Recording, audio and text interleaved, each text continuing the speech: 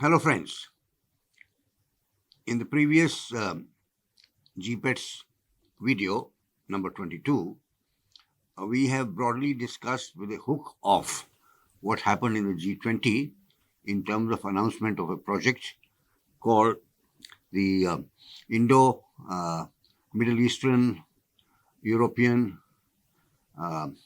Economic Corridor. So we can call it by its short name, so IMEC is become already the popular acronym for it. Now, there are a number of distinguishing features of this particular project. A, it is supported by European Union and 7 other partners who then met all the other members of G20 and delegates talking about how to take this forward. Now, there are a number of projects which have been conceived since the 1990s. I'm not going back into the history. Some of them have linkages to history also. We will just list and briefly describe them. And this particular project, therefore, has to be seen in the context of the other 5 major projects. Now, as far as this project is concerned, we have the following as members: India, USA, United Arab Emirates, Kingdom of Saudi Arabia, KSA, we call it for short, Germany, France, EU, and Italy. So you will notice that all the major European nations are part of it, and so is also the European Union as a grouping of 40 nations. Hence, a lot of support. Europe had a project in terms of the infrastructure project called PGI, which for the last 3 years they've been saying they want to put money behind it, etc., but nothing had concretized. So they have announced that they will tie up the resources of that particular partnership of global infrastructure, as it is called, PGI, into it. So that will be their first project, by the way, in that context. Now, the third is that Germany has decided to support it because Germany's logistics infrastructure with Russia has already been disturbed. So they do need alternative coming from India, Indian Ocean, from the Gulf, and then coming into the Europe. Now, then next is Italy. Same thing. Italy is expecting that maybe a port, their existing one or a new one, will be picked up there to bring the goods to Europe. And Greece also is interested, but Greece is not a member of the G20, so it was not present there. Now, a notable omission is there, which is UK. UK Prime Minister neither sat there on the podium with the others, nor did say anything about it, except yesterday in the Parliament in UK, they have said that UK has missed an opportunity. That is the Labour leader, opposition leader, has said this. So, the conception of this project is expected to be finalized in 60 days. So, there is some discussion about what it might have and all that, and we have listed it before. It will have the pipelines, oil pipelines, it will have undersea cables, optical fibers, possibly for electricity. It will have the refineries, etc., on the nodes because it's an economic corridor, and the one with India, Saudi Arabia has already announced on the western coast for a $50 billion dollar investment, right? So, starting from India, therefore, touching in on at UAE, maybe Abu Dhabi, maybe Dubai, and then the internal railway networks in UAE and the Gulf, and then going on to Haifa in Israel, where India has a port already, and then maybe before after going through Jordan, as far as the railway is concerned. So rail will go up to Haifa, and then the goods can be taken by ship to a European port. Now, there is one party which has kind of opposed it, and that's Turkey. It's a member of European Union. It's a member of G20, and their grudge is that why Turkey has been left out. Now, we will not go into too much reasons for why they may have been left out or whether they really have been left out or not. In any case, Turkey has announced a project with Iraq. So it will be called the Iraq Development Project, IDP, and approximate investment $19 billion. And then they expect about $2 billion to be earned as fees for transit for the ships, etc. So either Basra or another port in Iraq, the goods will go, and then they're onwards to Turkey, and from Turkey to other European destinations. So that becomes the second one. Now let's go to the previous ones, which are almost ready to go now. These the South-North Corridor, earlier called Persian Corridor, and when the British were in power, the Persian Corridor was not allowed to take off, and so it has been lingering on, so forth. 2002, Mr. Vajpayee did a MOU with the Prime Minister of Iran, and the ISRTC project got formulated. It's called ISRTC. I stands for India and Iran both. And that's about a railway line, and that railway line then goes from Bandar Abbas, or later on maybe from Chabad port. The Chabad port has been handed over to India, or rather 2 berths of it, which were ready, and India has started doing experimental shipping there. So from there, the rail line goes via Albania to Moscow, and Moscow to St. Petersburg. So complete connection would have been there. So Russia gets this connection via this route, and then the Caspian route is there, and the Caucasus route is there. These 2 projects have been kind of worked out since 1990s along with the European Union, and they have not completed.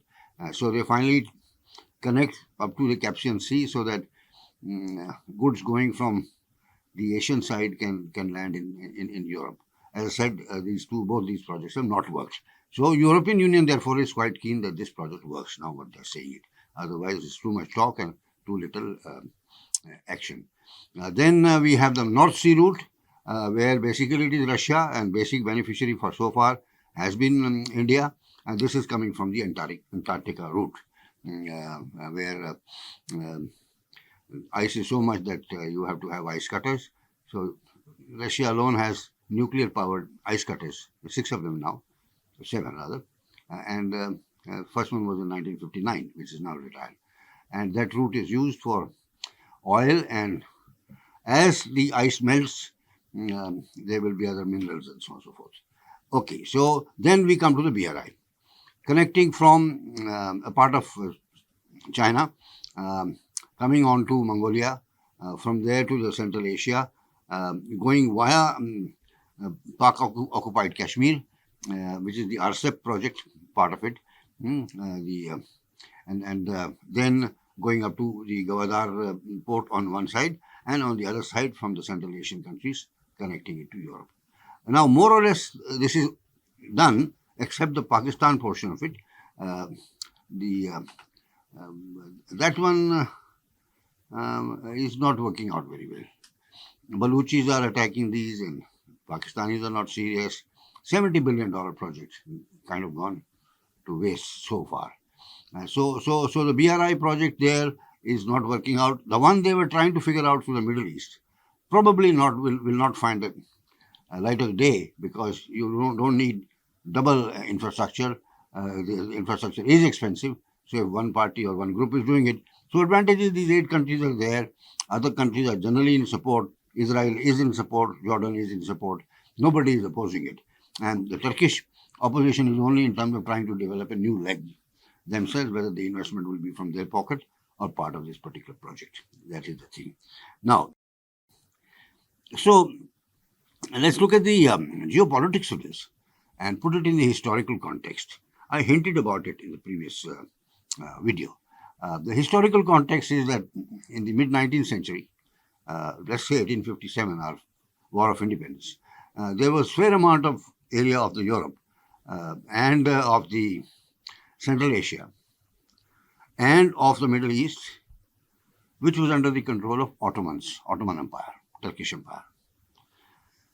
And then it had started weakening, and the European powers, you can say Christian powers, because that element of religiosity will also come into this issue. Like Germany and France and Spain and UK were quite strong. So slowly the British and the French started chipping at the Ottoman Empire. So they lost the Christian territories. Now coming to their infrastructure development, and they lost later on what is now Saudi Arabia, because otherwise it was called Badayu land. You know, the Badayus were there going around, which is what the British corrupted. By payment, they used to say, go and harass this party and go and harass this party. So they used to harass also the pilgrims to Makkah, Medina. And Ottoman Empire, the Caliph, the head of the Ottoman Empire, had proposed a rail line from Istanbul, or Damascus rather, from Damascus to Makkah. And finally this line would not come up because there was a chap who came to be known as Lawrence of Arabia later on. He, with the Badayu troops and Gorkha troops, kept on knocking at whatever was made of the rail. And in the end, 1920, that rail was closed down. Now, the thing of interest is that this Hafez desert train route is also going to be incorporated in today's new project we are talking about. So that's the interesting thing of history. Though matters have changed, the power of the Caliph, and therefore you can say of the Turkish government, has declined quite a bit, though they consider themselves to be leader of the Islamic states. And on the other hand, Iran does so. And third, as far as the Islamic people are concerned, then the Saudis claim to be their protectors because of Makkah, Medina being there. Yes, therefore, let's quickly review the historical context and where these proposed projects have been there. Persian corridor is the oldest one, which when the British were in power and they used to have competition with the Persia and with the Russia for the influence in Persia, then they did not allow this link, what we call the North-South corridor, to connect Russia by rail to Persia and then from there to the Indian Ocean, because then Russia would have got access to warm water port, which they don't have till today. However, since it could not be completed, it was picked up by Mr. Vajpayee in about 2000 because of his sense of history, and then they said that we will sign up. So ISRTC, so Government of India was going to make this railway, and the Russians were going to make then that railway from there to Moscow and to St. Petersburg, and the Armenia will come in between, and they have influence in Armenia. Right now, Armenia and Azerbaijan are having some problems, but India has started supplying military equipment to Armenia also. Now, that's one. This project, therefore, to some extent is complete now. The Russian part will get complete. Now, some people say it will be economical or not economical. Since they have not gone to financial institutions, multilateral institutions, World Bank, IMF, etc., they don't really care what they think about it, because somebody who will be putting such amount of effort and money to develop such a long network knows what benefit they'll get and what benefit they will not get. So my view is that it will work. India gets, without passing through Pakistan, a route to Afghanistan as well as to Central Asia via Afghanistan. So to the extent the relationship of Afghanistan and India remains good, and of Afghanistan and Persia remains good, or Iran it's called now, then we therefore have that route available to us without the problem of Pakistan. Now, by the way, the Central Asian countries are quite expanding now, Uzbekistan, Turkmenistan, Kazakhstan, etc., and have potential. People are good, and the relationship with India has always been good with them, except some people in the past history came from there, from Samarkand, etc., Babur, Humayun, to attack northwest India, but that's history now. Second point is that the North Sea corridor is basically being developed with the investment and effort of Russia, and in fact there's hardly any other country who can make that work also because of ice all around, and the route there is from one port of Russia on the Norway side, two coming to the Vladivostok side, or there is another one starting with K in the Antarctica itself, from where India today imports 30% of the goods of that area, or 30% utilization of the thing, and where we also have our research stations, etc., in the Antarctica. So that route is in the hands of Russia, and the utilizing party is India. So it can work depending on how much of production of oil, etc., is there. Okay, now third, the two routes which the European Union tried to develop, Caucasian route and from the Caucasus, Caucasus, and that's some countries which are on the Caucasus Mountains are called Caucasus, and then to Caspian Sea is a route they could not develop, and I don't think they will now develop it, so that's gone. The BRI route is there, mostly there, but does not connect well to Asia. It is going via the Central Asia and all that, because the connecting part which is there through Pakistan and the Kashmir, Pakistan occupied Kashmir, is not working and perhaps will not work. So they don't have a route via the Middle East, with which they of course have very high trading and surpluses also. So now therefore let's see that the opposition to this project is likely to be less or can be countered because powerful countries are in it. Nobody is directly saying that will not do it because not in our interest. And the main nodes are in the hands of the people. Abu Dhabi, Dubai is in the hand of the Sheikh there. What has to be done in Saudi Arabia is in the hand of the Crown Prince and the Prime Minister. India already has its own port of Mumbai or another western port they can put in, and then they have Haifa also with them, and on the north-south corridor they also have the Chabar port, which is in the Persian Gulf and can always work as an alternative location also. But the relationship of Iran with USA, etc., may not be very good. So coming via the route of Abu Dhabi, Dubai would be much better, where a few million people of Indian descent also work. As far as the technology is concerned, optical fibers, hydrogen, food parks along this corridor, India plus Israel can do a lot together. They perhaps don't have to rely on any other large countries, large companies for it. So we will look forward to how it works. The historical context is that UK was the one which spoiled the show at that time, in both sides, the Persian corridor as well as the Hafaz railway. This time also it is not part of it and it's out.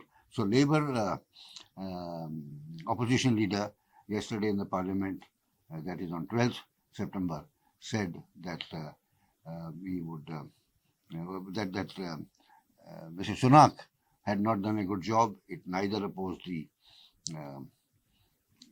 Ukraine issue. It did not oppose Russia for that, and nor did it become part of this big project, which will generate lots of opportunities.